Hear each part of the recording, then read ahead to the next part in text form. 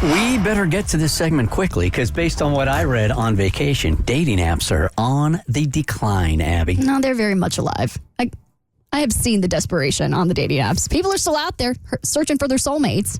So, and I'm one of them. And everyone's like, new year, new me. And I'm like, no, same me. I'm still on Hinge. I'm still looking for love. I read that your generation is trying something new, and that is mostly meeting people face to face now. Well, wouldn't that be nice? Isn't that crazy? Here's the problem. It's a crazy idea. I love that idea. The problem is people don't approach. Like men, I've never gotten approached by a man in a romantic way in like a bar setting, which might say more about me than them, but I'm not alone from what I can tell. Well, it's a new you, it's a new nose. Things are changing for you now. The only thing that's changing this year is my nose. So I'm still going to end the year the same way that I started it, which is single as hell. If you weren't listening earlier this morning, Abby came in here this morning and none of us knew it, but she got a nose job over vacation. And Kristen and Cassie noticed something different about Abby. Didn't say anything, and Mo and I were clueless. Well, you don't say something. You wait for the person to say something. Yeah, you just go online and you check her Instagram and you expand her picture to see if it looked the same before she went on vacation, which is what you did. I was losing my mind. Yeah, y'all are nosy as hell because once that segment aired,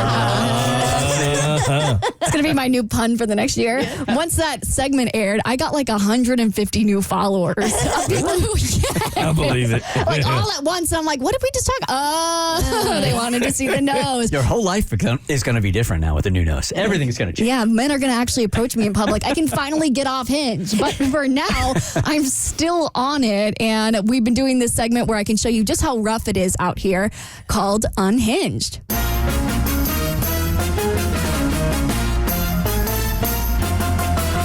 So Unhinged is the segment where I get to play these things called voice prompts on the app. And it's basically when they have a question on their profile that instead of answering with some text, like just writing down what their answer is, they actually get to use their voice. And sometimes they get a little bit too creative with it. And so then we get to play it for you to laugh and giggle at and share in the misery because somebody has to sit in it with me because it's real lonely out here.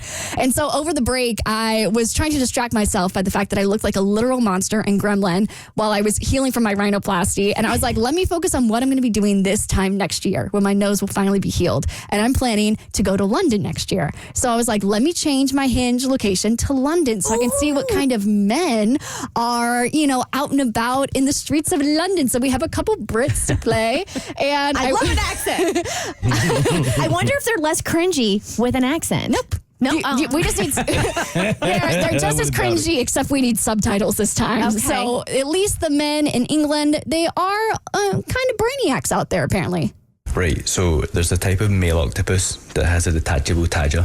So when it's time to mate, it just whips it off, flings it to the female, and I would assume says something like "crack on, hen" in octopus. But I guess it's hilarious because I can imagine that for a female octopus, right, just chilling in the gaff, arms up, watching telly, you hear a chap on the door, and you're greeted by a floating bulb that this is the underwater equivalent of a pig. Oh, and the tadger can also swim by itself if it gets lost. What? Are you serious? What just happened? The octopus pee-pee can swim by itself. It has a detachable penis. Yeah, a tadger and a bob is a penis. It's like a strap-on, but for an octopus. Yeah. And then it grows back like a lizard's tail? No, it can swim by itself and it swims back. So he's like, if you imagine the female octopus is just chilling watching TV and opens the door and there's just a peen bob in there. So there's a knock on the door. Yeah, he's like, it's the equivalent of a D-pic for an octopus. He's like, you up? Had I understood that, it would have been fascinating. You're right. I don't know, but that was never on Blue Planet, by the way. No. Like they Comes should have done. back? Yeah. It's like a penis boomerang? Yeah. It's like a Tesla. It puts in the directions. It's like, head to Sally's house. Come back when you're done. So not only are they a little bit of a brainiac, not only are they brainiacs over in England, but they are kind of philosophical. How do we know that thermometers are correct? Because the only way you could measure a thermometer is with another thermometer. But all the way back to when they created thermometers, how did they measure it for the first ever thermometer? They must have better drugs out in England. All right. Or they need better drugs out in England. Yeah, she wants to be smart. Go ahead. No. Just go ahead. I'm good. You can't hold it back. Yeah. You're If you smart know as a the boiling point of water is 212, you can calibrate your thermometer by boiling some water and sticking it in there. And if it shows up on your thermometer as 212, then it's correct. But how did they know that the boiling point was 212 degrees? Oh, because we made it up, obviously. Duh. You have to assign value at some point. I guess you just know more things when you're born in England. We're here in America. We're like, how does water work? We're like Celsius what? All right, I feel like we need something a little bit more American to chase all the British philosophicalness that we just heard. So I found an American in England who might be the most American person to ever be American. What's up, ladies? My name is Drake, and here's some things that I love. Wings, beer, sports, motorcycles, Harley Davidson, hot sauce, hot wings, dirt bikes, high revving engines. And if you don't like any of these things, get the out. If you do, drop a like and I'll see you later.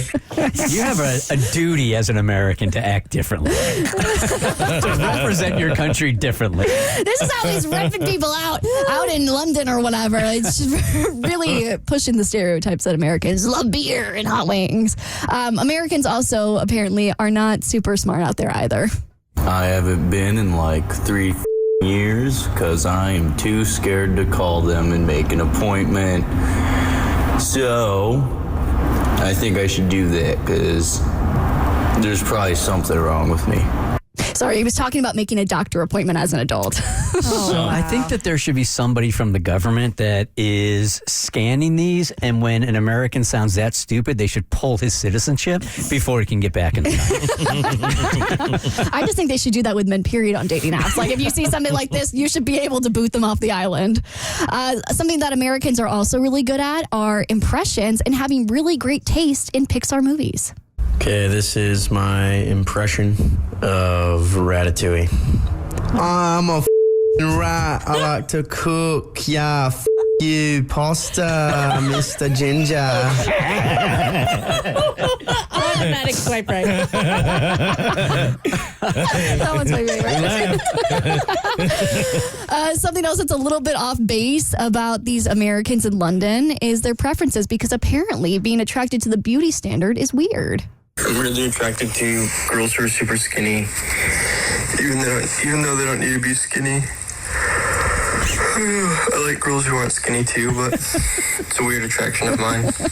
He's just yawning his way through it. He's like, probably shouldn't have said that, but it's my preference. Just the beauty standard. And my last one is just proof that Americans, we at least have a very dark sense of humor. A life goal of mine is to have a girl that is so hot, she makes me look like a Make-A-Wish kid who asked for some What?